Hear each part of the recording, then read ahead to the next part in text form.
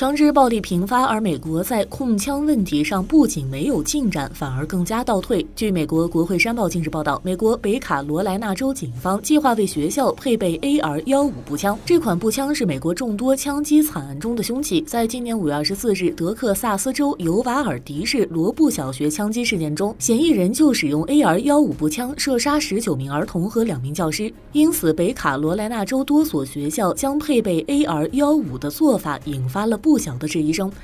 美国北卡罗来纳州麦迪逊县警长巴迪·哈伍德称，计划为全县6所学校的驻校警察配备 AR-15步枪，以暴制暴。北卡罗来纳州麦迪逊县警长巴迪·哈伍德：如果有人来学校行凶，我想让所有的驻校警察有能力以暴制暴。哈伍德此番言论随即引发质疑。北卡罗来纳大学教堂山分校教授多罗西·埃斯克拉：我们说是加强学校安保，但其实有了这些枪将会发生事故。美国吉福斯防治枪械暴力法律中心高级顾问埃利森·安德曼批评说，这是遏制美国枪支暴力的错误方式，枪支越多的地方，枪支暴力越多。AR-15步枪的一个别称是沾满鲜血的枪。这种半自动步枪不仅精度高，还不用频繁填弹，在美国国内的保有量巨大。在美国众多大规模枪击惨案中 ，AR-15步枪的名字出现过多次。其中，2012年12月发生在美国康涅狄格州桑迪胡克小学枪击案中，